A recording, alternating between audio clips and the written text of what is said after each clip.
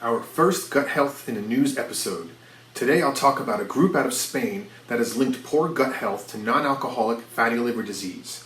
A research group out of Hong Kong reports a link between poor gut health and the onset of neurodegenerative disease. Researchers from MIT report a breakthrough diagnostic approach to observing and diagnosing issues inside the gut. And finally, researchers in London have identified a possible link between poor gut health and the onset and progression of rheumatoid arthritis. Details on these exciting stories are coming up right after this.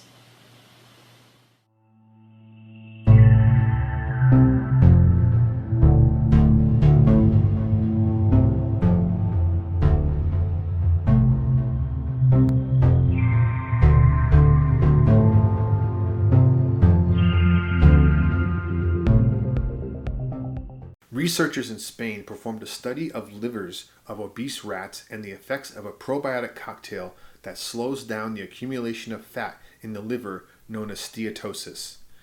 This accumulation of fat is a precursor to non-alcoholic fatty liver disease, which is related to obesity and diabetes. In this study, their probiotic strains were administered over 30 days to a group of genetically bred rats called Zucker rats. These rats have a genetic mutation which causes them to become obese by suppressing the hormone responsible for satiation. These rats are considered to be the best human model of obesity and obesity-related conditions. The scientists report that the administration of the probiotic cocktail significantly reduced the accumulation of fat in the liver of these mice and reduced several key indicators of systemic inflammation. While not a cure, it clearly demonstrates a link between dysbiosis caused by obesity and the development of other health problems. In combination with other therapies, this may keep people with these conditions healthier. A team of scientists led by the University of Hong Kong report the discovery that bacteria produces proteins that contribute to the neurodegeneration seen among Alzheimer's and Parkinson's disease patients.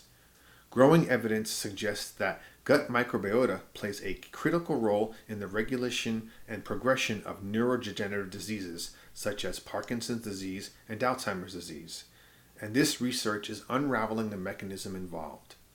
The proteins produced by the gut microbiota form what is called an amyloid fibril. These fibrils enter the neurons and promote the accumulation of proteins that result in the destruction of the neurons.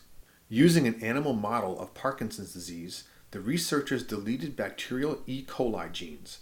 The deletion of these genes resulted in the alleviation of symptoms of the disease.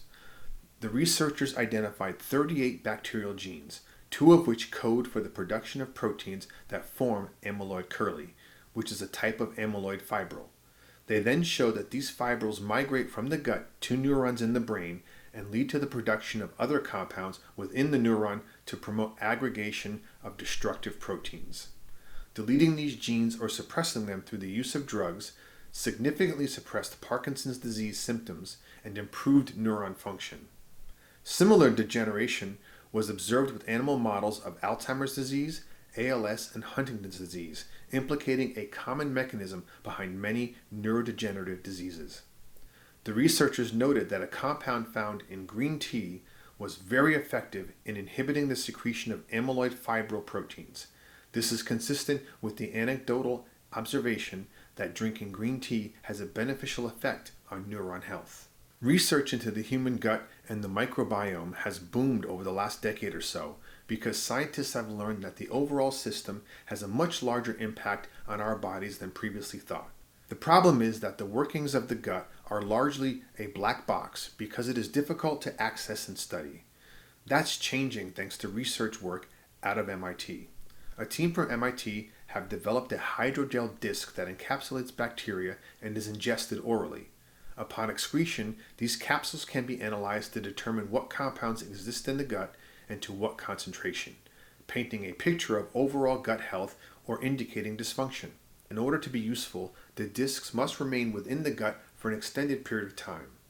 Normal digestion would flush them out way too quickly. To overcome this, the research team made the discs magnetic.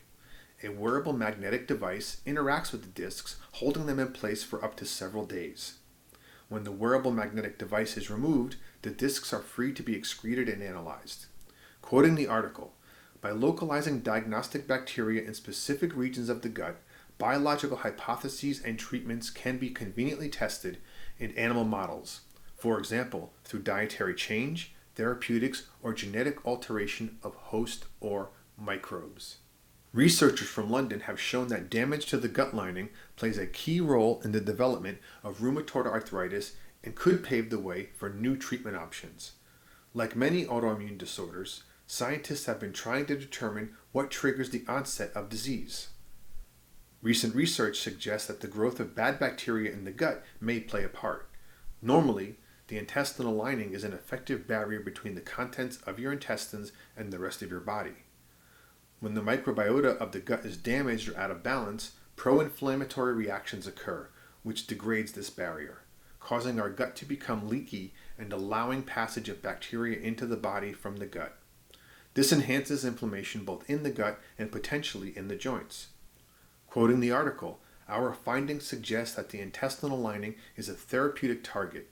Importantly, we found that using existing drugs that restore the gut barrier integrity, i.e., prevent the gut from becoming leaky or inhibiting inflammatory cells from moving to and from to the gut, could reduce the severity of arthritis in preclinical models.